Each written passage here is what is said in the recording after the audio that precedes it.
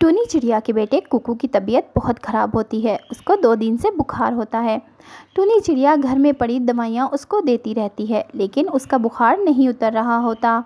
उसकी सास उसको कहती है, टूनी अब तो इसको डॉक्टर के पास लेकर ही जाना होगा, इसकी तबीयत नहीं ठीक हो रही। मैंने पानी की पट्टियाँ भी की, इसको दवा भी पिलाई, लेकिन ये इसकी तबीयत में कोई फ़र्क नहीं आया। मैं बहुत परेशान हूँ इसके लिए। टूनी कहती है, माँ जी मैं खुद बहुत परेशान हूँ, मैं क्या करूँ। घर में जितनी दवाएं रखी थी वो सब पिला दी, सारे टोटके भी किए, पानी की पट्टियाँ भी की, लेकिन कुकू का बुखार नहीं उतर रहा। मैं बहुत परेशान हूँ। मेरे पास इतने पैसे नहीं हैं कि मैं इसको लेकर हॉस्पिटल चली जाऊँ। और उसकी सास कहती है, अरे बेटी जा कालू और गोरी के पास जा, शायद कुछ पैसे मिल जाएं, वो बहुत अमीर हैं। फिर गोरी और कालू के घर जब टूनी आती है तो वो कालू, गोरी और जग्गू मटका लस्सी पी रहे होते हैं। और टूनी आकर कहती है, अरे गोरी बहन। और गोरी कहती है, आओ आओ टूनी, बड़े मज़े की लस्सी है। हम तीनों तो बड़ी ठंडी ठार रोज़ाना पीते हैं मटका लस्सी, इसके बगैर तो हमारा दिन ही नहीं गुजरता। टूनी कहती है, बहुत शुक्रिया बहन, मैं तो ये कहने आई थी क्या मुझे कुछ पैसे मिल जाएंगे। मेरे कुकू की तबीयत 2 दिन से ख़राब है।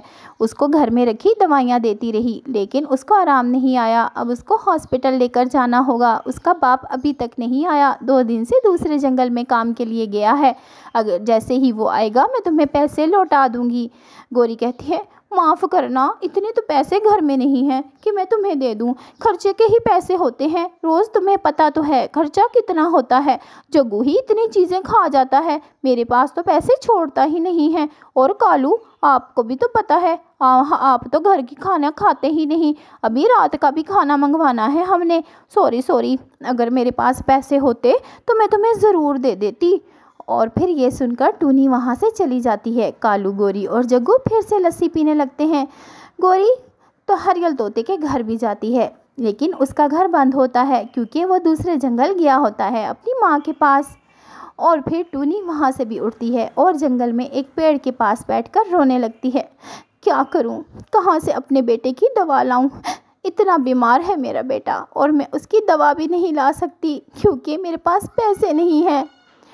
और फिर इस तरह रोते रोते पेड़ उसकी आवाज़ सुनता है। फिर टूनी को एक आवाज़ आती है, अरे टूनी क्यों रोती हो, परेशान मत हो।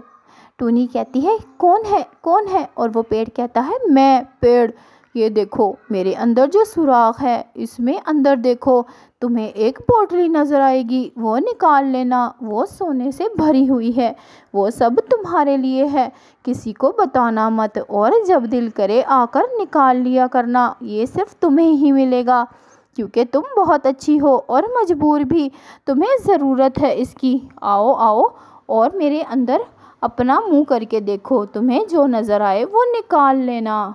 टूनी कहती है, क्या ये कोई मजाक है या सच में ऐसा है। और वो पेड़ कहता है, अरे सच में ऐसा है। फिर टूनी ऐसा ही करती है, उसके सुराख में से एक पोटली निकालती है जो सोने से भरी होती है। टूनी तो ये देखकर बहुत खुश होती है और पेड़ का शुक्रिया अदा करती है। पेड़ कहता है, ये तुम्हारे इनाम है, तुम जाओ और जब दिल करे आकर ले लेना मुझसे। टूनी बहुत ज़्यादा खुश होती है और उसको समझ नहीं आती कि वो क्या करे खुशी के मारे। उसको तो सारे ही अपने काम सीधे होते नज़र आ रहे थे। फिर वो वहाँ से वो पोटली लेकर अपने घर जाने का सोचती है और कहती है, बहुत शुक्रिया पेड़ आपका। और वो जादू का पेड़ बहुत खुश होकर उसको रुखसत करता है। घर आती है और उसका इलाज करवाती है अपने बेटे का। कुकू कुछ ही दिनों में ठीक हो जाता है और टूनी के हालात भी बदल जाते हैं।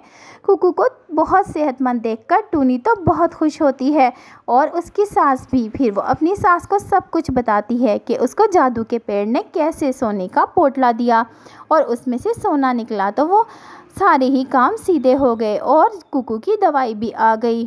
प्यारे बच्चों, अच्छे लोगों के हमेशा अच्छे ही काम होते हैं। आपको ये कहानी कैसी लगी? अच्छी लगी तो लाइक करो, सब्सक्राइब करो।